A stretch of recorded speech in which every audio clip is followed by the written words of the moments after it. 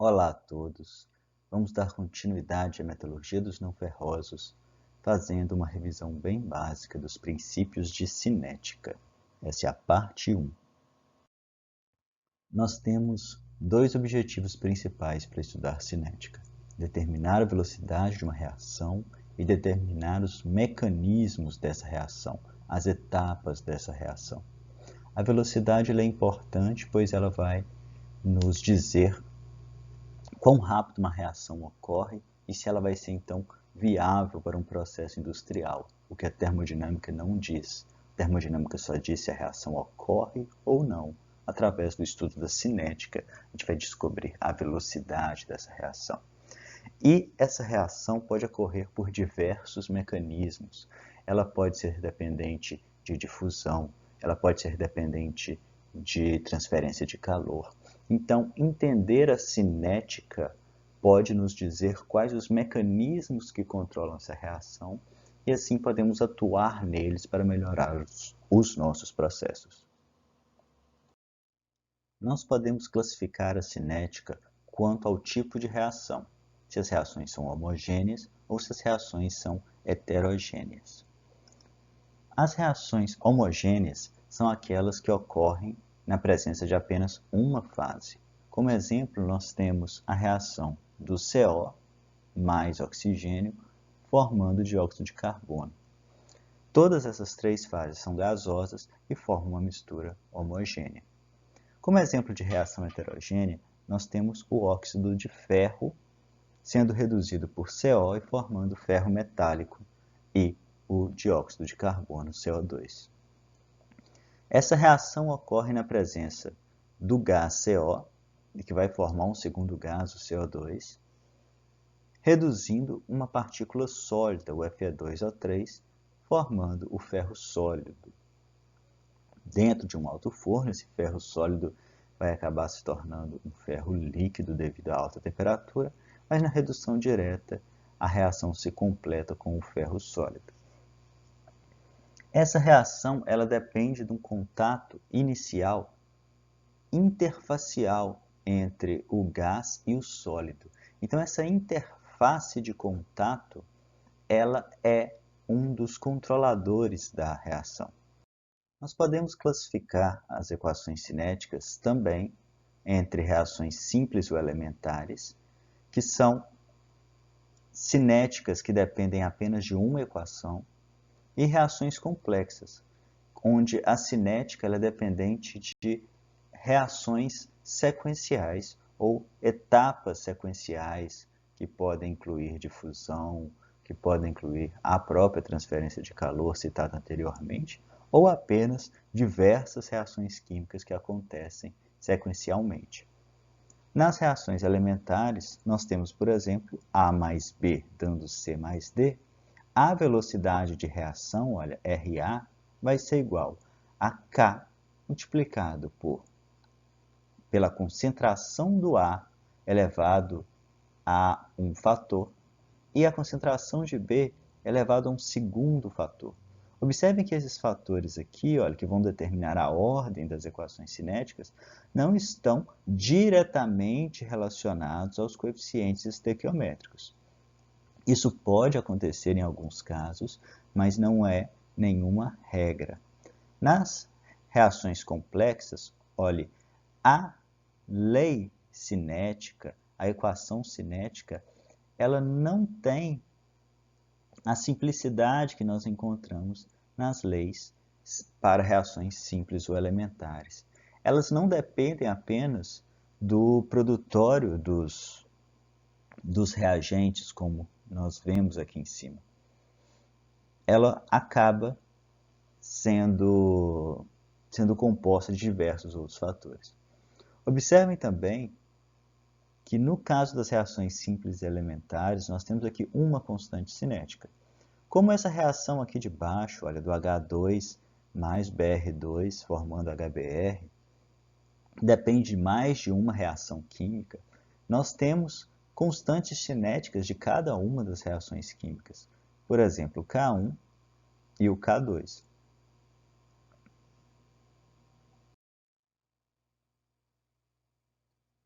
A velocidade da reação, logo a cinética da reação, para as reações homogêneas, ela será dependente da pressão, da temperatura e da concentração. Pressão, temperatura e concentração. Mas a pressão, ela já é dependente da temperatura. Então, nós podemos considerar que a velocidade da reação, R, é função da temperatura e da concentração, já que a pressão já é função da temperatura. Ok? A velocidade da reação para as reações heterogêneas, elas dependem também da temperatura e da concentração, porém outros fatores irão influenciar. Vamos imaginar uma esfera de óxido de ferro sendo reduzida por CO. Inicialmente, o contato entre o CO e a partícula de óxido de ferro vai ser o fator determinante para a velocidade dessa reação. Logo, os efeitos superficiais irão predominar nesse caso. Porém, à medida que comece a formar a primeira camada do óxido ou do ferro metálico, essa camada pode dificultar o contato entre o CO e o núcleo de óxido de ferro que está sobrando. Se essa camada for muito compacta, pode ser que o transporte de massa, ou seja, a difusão do CO entre essa camada de produto que foi formado, o ferro metálico, até chegar no núcleo, seja o fator determinante para a minha reação. Logo, eu terei que considerar o transporte de massa.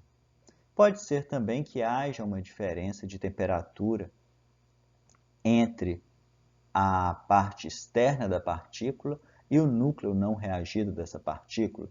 Logo, o transporte de calor pode ser predominante. Ou pode ser que tudo isso junto tenha os seus efeitos em cada momento da minha reação ou do meu processo. Então, no caso das reações heterogêneas, a velocidade da nossa reação vai depender da temperatura, da concentração, de transporte de massa, de transporte de calor e de efeitos superficiais, principalmente. Nós podemos escrever a reação cinética, a velocidade da reação cinética, em termos extensivos e em termos intensivos. A velocidade da reação cinética em termos extensivos pode ser escrito dessa forma. O R maiúsculo é igual a menos a variação da concentração de mols do reagente que eu estou analisando pela variação da temperatura, dN dt. Esse menos aqui, ele é colocado na equação, pois a variação da quantidade de mols do meu reagente será negativa, pois ele está diminuindo de concentração. Escrevendo na forma extensiva, no caso de uma reação homogênea sendo realizada em um reator químico específico, eu posso dividir isso pelo volume desse meu reator químico. Então, agora ela é uma reação intensiva. Ela é a variação do número de mols pelo tempo dividido pelo volume do meu reator. Escrever a equação dessa forma, ela deixa a minha lei ser mais generalista.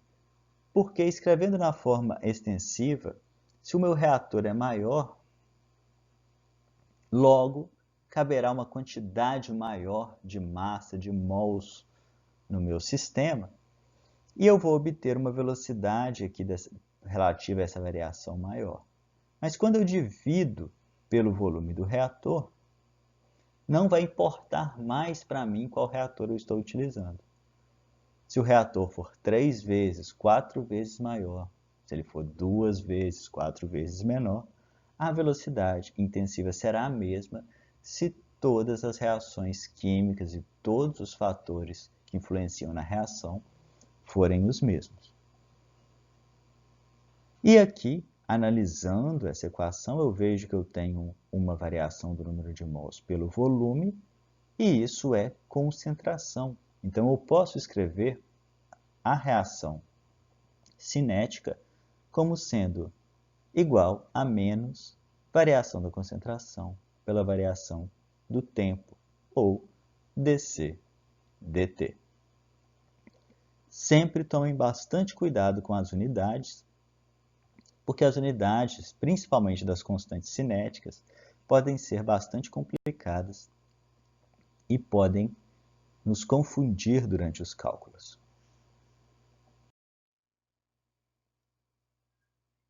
Quando eu falo de cinética heterogênea, eu posso comparar a variação da quantidade de mols não apenas pelo volume, eu posso não apenas dividir pelo volume do meu reator.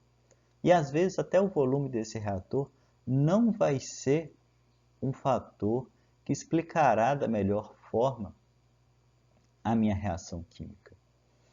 Como naquele exemplo de uma partícula de um óxido de metal sendo reduzido por um gás redutor, o que importa para mim é a área superficial. Então eu posso escrever também a cinética da minha reação como sendo a variação do número de mols pela área superficial das minhas partículas. É uma maneira de escrever. Para os processos industriais, muitas vezes nós não utilizamos o número de mols. Eu posso escrever a variação da massa dos meus reagentes em função do tempo. E até do volume, se eu estiver pensando em uma partícula como um todo, em função do tempo. Esse volume, muitas vezes relacionado com uma partícula esférica, ele pode ser escrito até de uma maneira diferente. Quando eu penso, voltando lá novamente na redução dos óxidos metálicos através de um gás redutor, eu posso pensar no avanço de uma superfície sólida. Ou seja, se eu tenho uma esfera imaginária de um óxido metálico, essa esfera vai se reduzindo à medida que a reação ocorre. Essa redução pode ser quantificada como a taxa de avanço de uma superfície sólida, dr dt, sendo esse r o raio da esfera que eu estou considerando como sendo do óxido a ser reduzido. Tanto para as reações de cinética heterogênea quanto para as reações de cinética homogênea, eu posso correlacionar as velocidades de consumo dos reagentes com as velocidades de formação dos produtos através dessa relação. 1 sobre ARA é igual a 1 sobre BRB, que é igual a menos 1 sobre CRC, que é igual a menos 1 sobre DRD. Observe que o Dzinho, Czinho, Bzinho e o Azinho são os coeficientes estequiométricos da reação. Esse menos aparece na minha equação, pois colocamos um menos antes do dN/dt lá na reação cinética, pois estávamos considerando a velocidade de consumo dos reagentes. Como C e D são produtos, nós precisamos então colocar esse menos para que a velocidade se torne então positiva.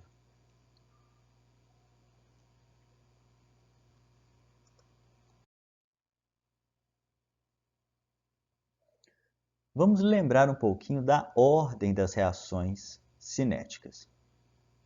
A ordem das reações cinéticas são as somas dos coeficientes cinéticos da minha lei cinética. Nesse caso, olha só, pensando numa lei cinética tradicional, a velocidade do consumo de A, dA dt, faltou um menos aqui, pessoal, me desculpem, coloquem para mim, vai ser igual a uma constante cinética multiplicado pelos produtos elevados aos seus respectivos coeficientes cinéticos, que não necessariamente, longe disso, são os coeficientes estequiométricos. Então, K multiplicado por A elevado a x, B elevado a y. A ordem da reação será a soma desses coeficientes, x mais y. Se tiver outros coeficientes, será a soma desses outros, x mais y mais z, e por aí vai. Cinética de ordem zero é quando a soma dos coeficientes é igual a zero. Nesse caso, olha só, a minha equação da velocidade da reação será igual a menos dA dt, concentração de A pelo tempo, igual a K multiplicado pela concentração de A elevado a zero. Concentração de A, seja ela qualquer elevado a zero, vai ser igual a 1. Logo, posso jogar esse dt para cá, esse menos também jogo para cá apenas por conveniência matemática e integro a minha reação, a minha equação, da concentração inicial à concentração final, do tempo zero a um tempo t. E dessa forma eu vou obter a equação concentração no tempo t menos a concentração inicial é igual a menos kT. Eu posso escrever essa equação também isolando a concentração no tempo t e vou obter uma equação que diz que a concentração no tempo t é igual a menos kT mais a concentração inicial. Nós vamos ver isso um pouquinho mais para frente nos exemplos. A cinética de primeira ordem é quando a soma dos coeficientes é igual a 1. Por exemplo, menos dA dt igual a K, concentração de A. Isso acontece quando eu tenho apenas um reagente, por exemplo, ou quando não há variação da concentração de um segundo ou terceiro reagente. Isso pode acontecer quando esse segundo reagente está em elevado excesso, um excesso tal de modo que a mudança da variação desse reagente é insignificante para a minha reação, ou, como muitas vezes acontece nos processos metalúrgicos, eu estou sempre renovando o reagente, seja ele um gás redutor, eu estou sempre renovando e assim ele não varia, logo não interfere na minha reação e pode ser incorporado pela constante cinética. Essa é uma das hipóteses de termos apenas a influência de uma concentração. Dessa forma, eu posso fazer o algebrismo da mesma maneira, passo o meu dt para o lado direito da equação, por conveniência matemática ou menos também. A concentração de A tem que vir para o lado esquerdo, porque eu vou integrar em função de d concentração de A, da concentração inicial à concentração final, do tempo zero ao tempo t, e vou obter a equação ln da concentração de A no tempo t sobre a concentração de A no tempo inicial é igual a menos kT. Posso escrever também isolando a concentração de A no tempo t, e a minha equação será ln da concentração de A no tempo t igual a menos kT mais ln da concentração de A no tempo zero.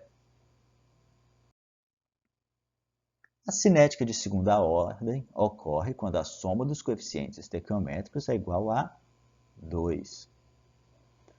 Quando ela depende apenas de um dos componentes, eu posso escrevê-la dessa maneira, menos d concentração de A sobre dt igual a K concentração de A ao quadrado, e faço os mesmos algebrismos feitos anteriormente.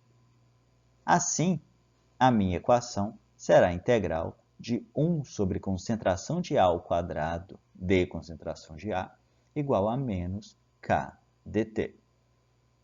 Integrando nos mesmos limites ditos anteriormente, nós vamos obter a seguinte relação.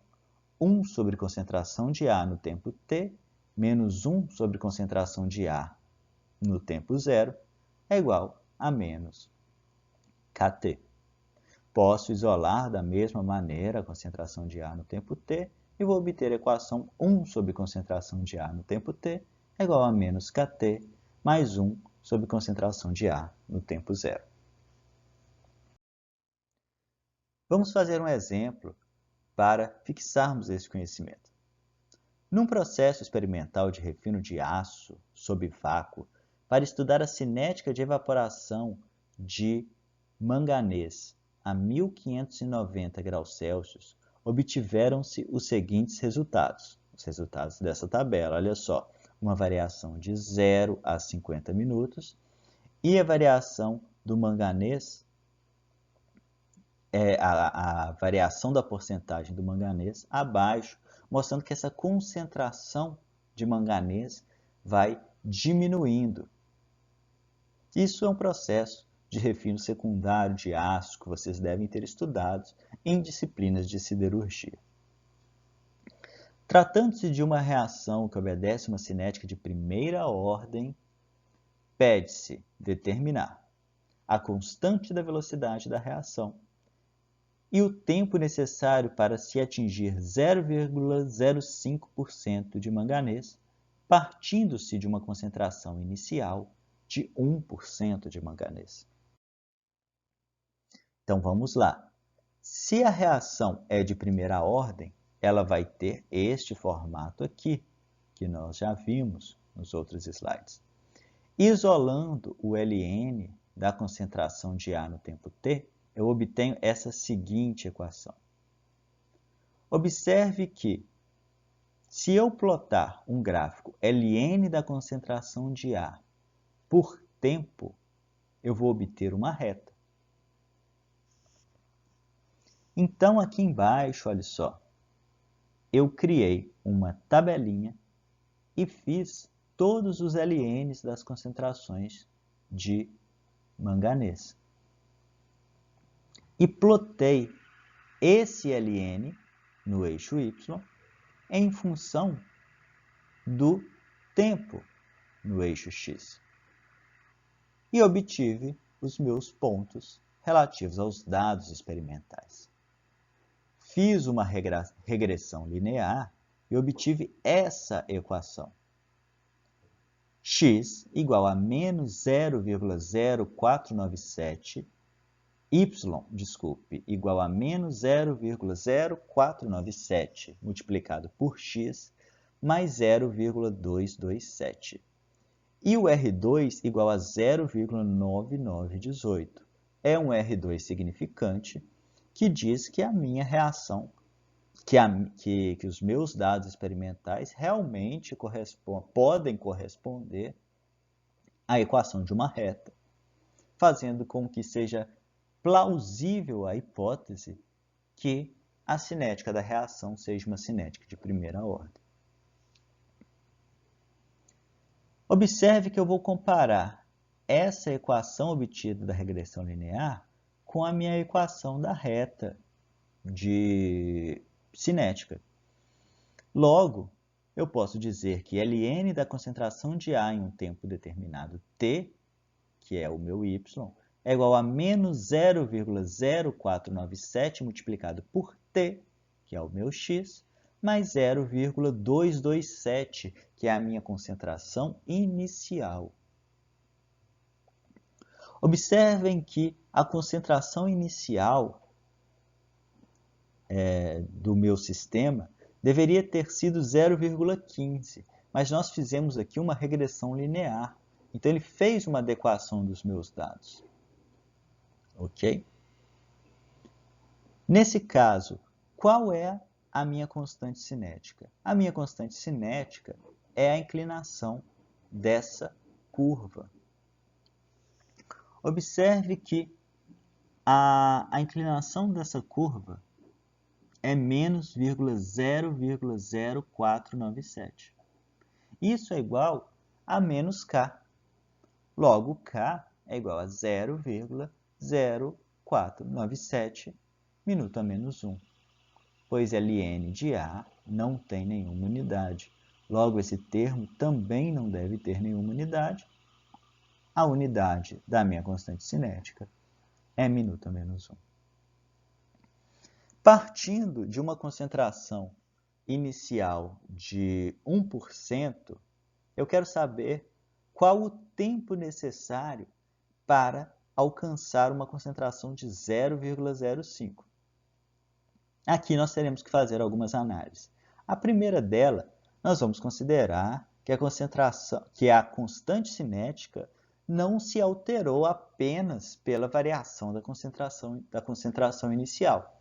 Essa constante cinética iria se alterar pela variação da temperatura, por exemplo, como nós vamos ver mais para frente, onde a equação de Arrhenius nos mostra como que há a correlação entre constante cinética e temperatura.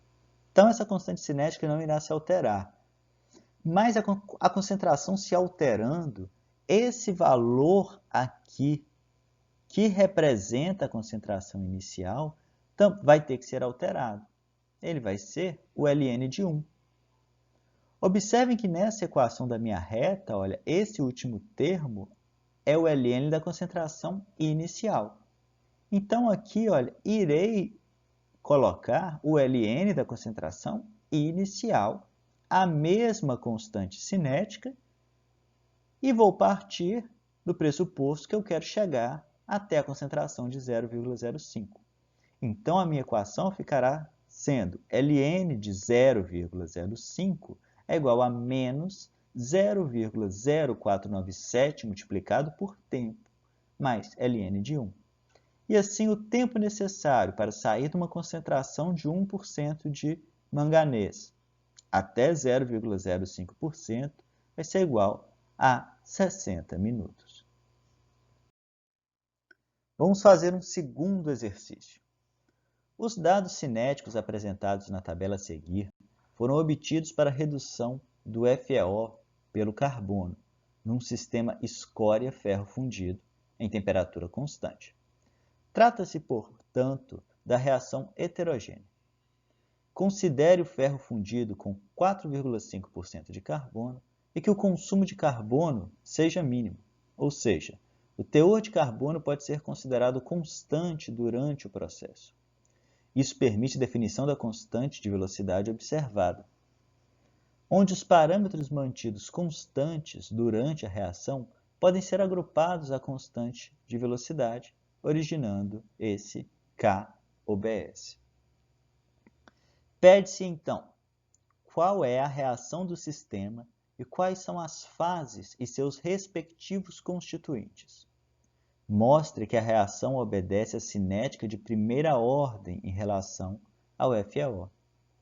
E qual o teor de ferro após 5 minutos de reação? Nós temos essa tabela obtida de dados experimentais. Vamos lá. A reação será FeO líquido mais o carbono elementar, formando 2FeO, também na sua fase líquida, mais o gás monóxido de carbono. A reação cinética básica, a primeira que nós imaginaríamos, seria R de FeO igual a menos D concentração de FeO dt, que também é igual a constante cinética multiplicado pela concentração de FeO elevado ao seu coeficiente cinético, mais a concentração do meu carbono elementar elevado ao seu coeficiente cinético. Observe que o autor disse que a variação da quantidade de carbono ela é insignificante, então ela pode ser incorporada à constante cinética, porque ela vai ser constante. Vou considerar ela constante, já que a sua variação é mínima. Então ela vai entrar na minha constante cinética. E ela diz também que provavelmente a ordem dessa reação é 1 em relação ao FeO. Então eu posso reescrever essa equação dessa maneira. menos D concentração de FeO dt é igual a K multiplicado pelo FeO elevado a 1. Esse K aqui, eu escrevi ele da mesma maneira que esse K, mas ele é outro K. O ideal seria colocar ou um K' ou um K OBS, ou qualquer outro sinal que diga que essa não é uma constante cinética igual àquela primeira. Ela é uma constante cinética que incorpora esse valor, já que ele não influencia na minha reação, ele é sempre constante. As fases no sistema são líquida e gasosa, e os constituintes do meu sistema é o FeO, o carbono, o ferro e o CO2. Então, vamos partir do pressuposto que seja uma reação de ordem 1. Assim, a equação cinética, como nós vimos anteriormente, é ln da concentração de A no tempo t igual a menos K multiplicado por t mais ln da concentração de A no tempo zero. Vou plotar aqueles dados da tabela em um gráfico e pedir a regressão linear, ou fazer também, não tem nenhum problema. O ideal nesse nosso caso é utilizar ferramentas estatísticas para obter esse dado de uma maneira mais rápida, para quem já tem costume e já tem uma familiaridade com as ferramentas estatísticas. Se você não tem, é um bom momento de você revisar ou até aprender como se faz uma regressão linear. Não tendo esse problema, você pode utilizar as ferramentas estatísticas tranquilamente para obter, de fato, seu valor mais rapidamente. Nós obtemos um R2 significante, 0,9986, que diz que existe uma grande probabilidade real da minha equação, da minha cinética da equação ser de ordem zero. Comparando as equações que eu obtive pela regressão com a minha equação cinética, eu vou ver que eu tenho a seguinte relação. Ln da concentração de A no tempo t é igual a menos 0,5025 multiplicado por t mais 2,98. Passando 5 minutos, qual vai ser a minha concentração? Basta substituir o tempo t por 5. Ln da concentração de A no tempo t é igual a menos 0,5025 multiplicado por 5 mais 2,98. E assim eu vou obter que a concentração, após 5 minutos, é 1,59%. Pessoal, muito obrigado e até a nossa próxima aula.